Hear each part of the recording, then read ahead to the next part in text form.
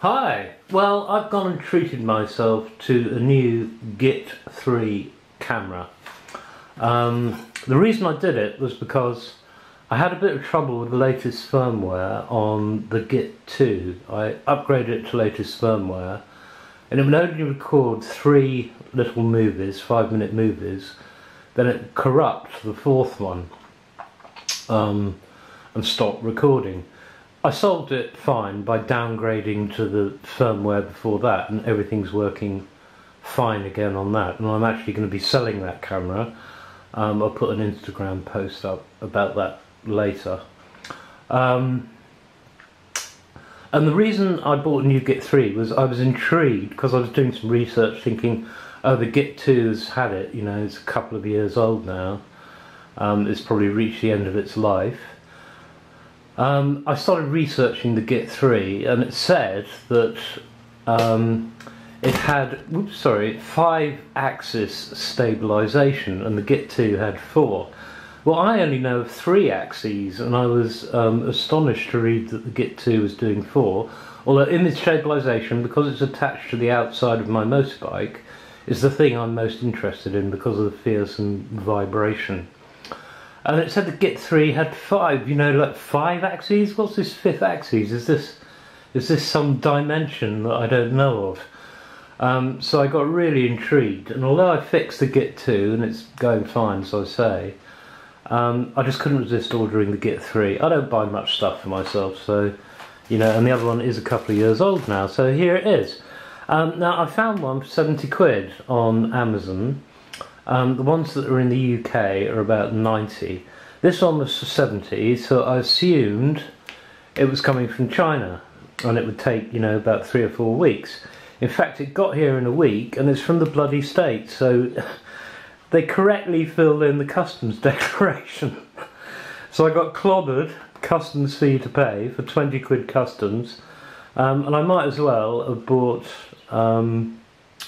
you know, one in the UK for 90, because if there's anything wrong with this, obviously it's a hassle to send it back to 135 West 36th Street, New York, New York. So there we go, lesson learned. Check that it is in fact coming from China if you can get them cheap. So here we go. Let's now, also another thing I should say, I'm going to do all this in one video. Since I started testing these these dash cams, 1 million other people have started doing it. There's whole channels dedicated to dash cams, and sort of like even people like me who are getting a new phone or a new dash cam or a new piece of kit virtually every day of the week and testing it and putting up YouTube videos. I hope they're making a living out of it, a YouTube living out of it, and I assume that they're selling the phones and cameras that they've used once on eBay for, you know, more or less the same price they paid. But I'm just not interested in that whole lifestyle, to be quite honest. So here we go, let's unbox it and see what I got for my 90 quid.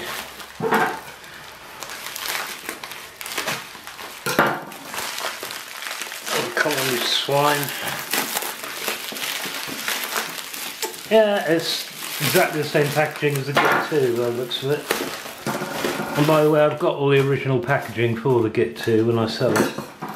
Okay, Git3 Duo action camera.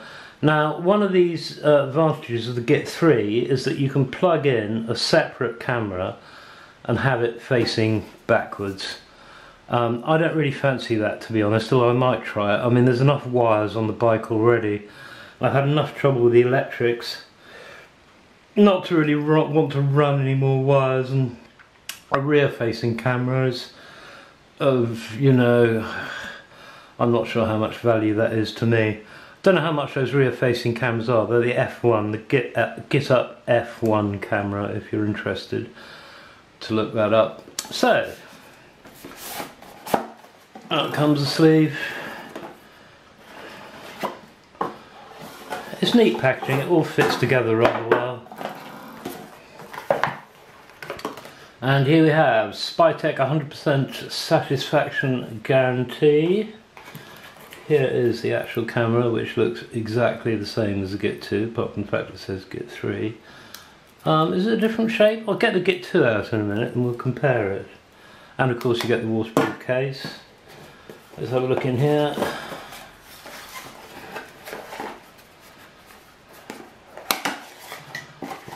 See what we get.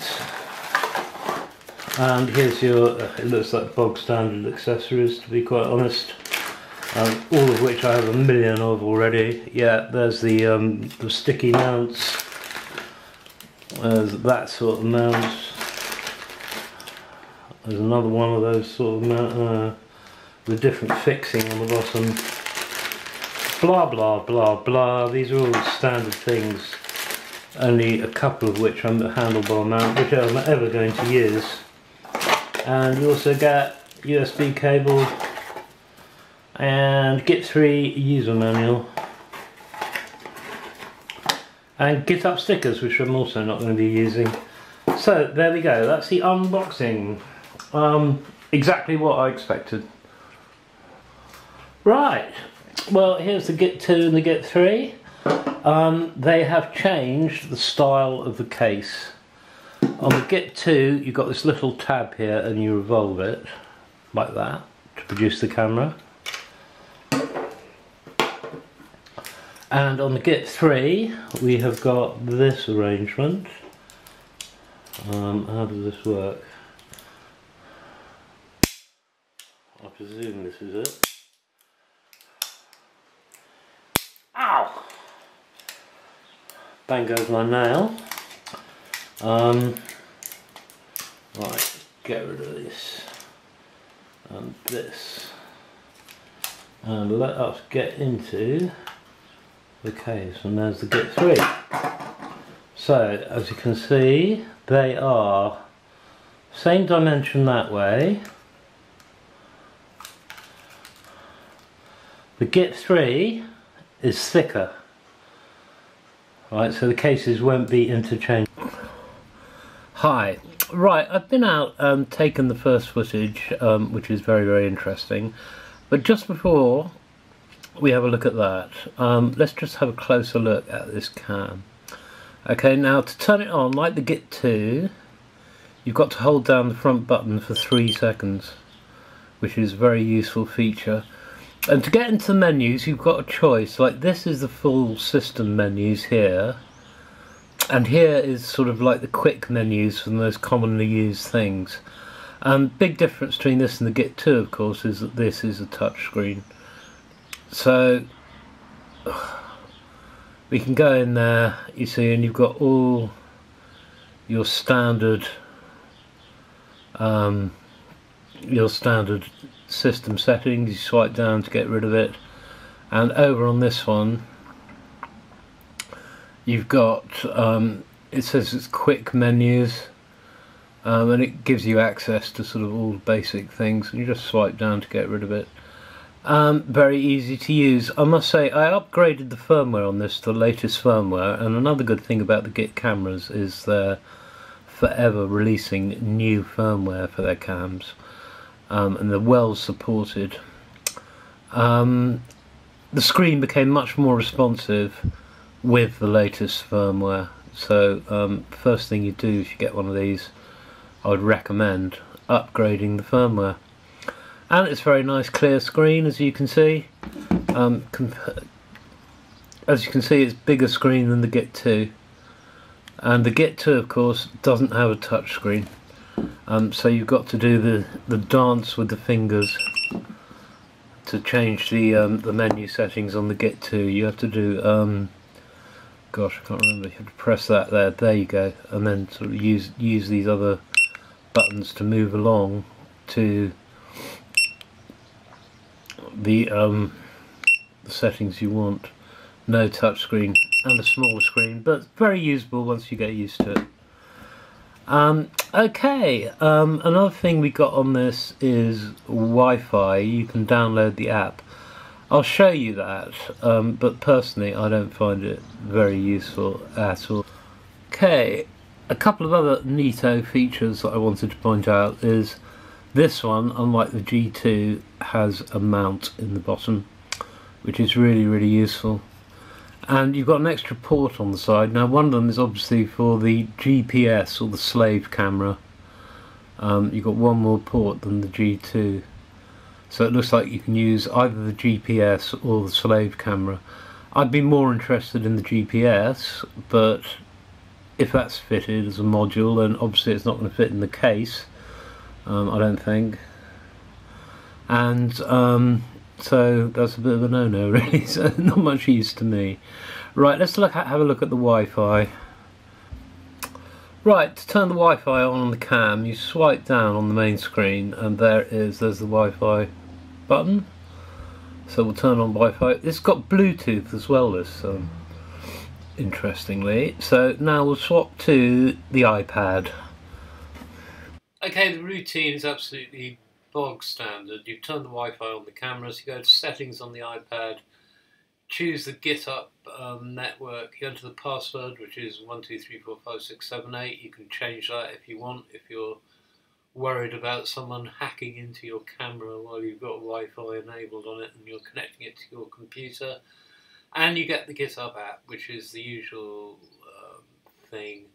You can change the resolution, you can start recording, as here, stop recording. You have access to basic settings. These Wi-Fi apps, I mean, to be honest, I'd rather just use the touchscreen on the back for the settings, to be quite honest. And when it comes to actually viewing the files on the camera, I mean, they're virtually useless. They're so slow that it's just a waste of time, really. But you can fiddle around with it if you want. I think the Wi-Fi would be more useful if you had. I'm not sure you get the wrist control on the for the Git3.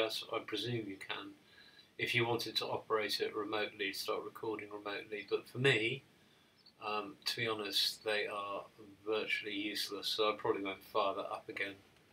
Right, and now we get to the exciting bit, the actual footage.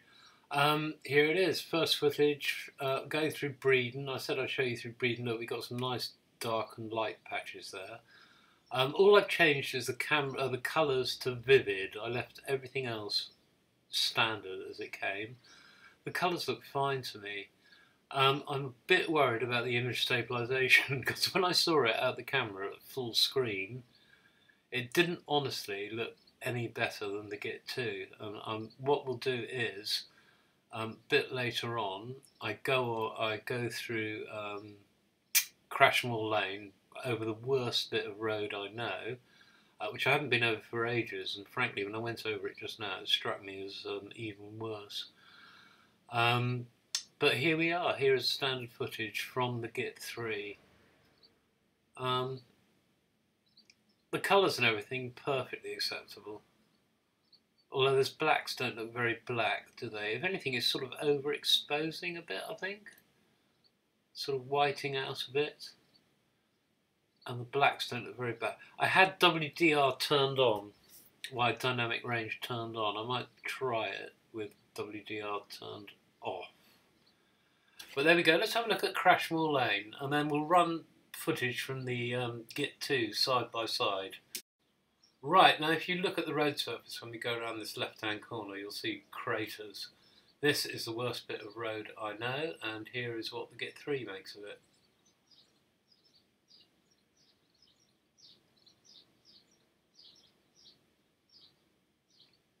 Very bumpy, isn't it? But a good test of the camera, frankly. Right, here we go. This is Crashmore Lane. The bumpy bits around the corner here. Git3 is on the left, Git2 on the right. And I think you'll see this conclusively proves that the Git3 is a bit better. Is better, just full stop. Very happy with that. Right. Right, so that's it. There's the unboxing and the first footage and the image stability test. I'm very, very happy, I think, so far. I've only had it 10 minutes. I'll let you know on YouTube whether any problems evolve, shall we say.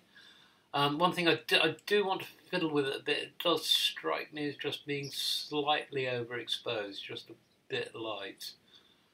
It's especially evident when you go from dark to light. And in fact, there's a tunnel along here. Let's have a look what happens when we come out of this village and go through, which is Breeden's Hardwick. Let's have a look and see. Let's just watch this for a bit, just general footage from the Git3. And we go around the corner here. I think I overtake this car and then go through a tunnel. So this is just general footage, general footage, general footage. In other words, I'm too lazy to do the clip. Yeah, that's right. I overtake this car and then we go through the tunnel. That's the M5, the main north-south route in the west of the UK. So here we go. The tunnel's coming up, the M5 tunnel, under the M5. Dark. See, look at that. Light. It swaps fairly. It still strikes me being slightly overexposed. But that's it. That's my first look at the Git3. Very happy so far. That's it. Thanks very much indeed for listening.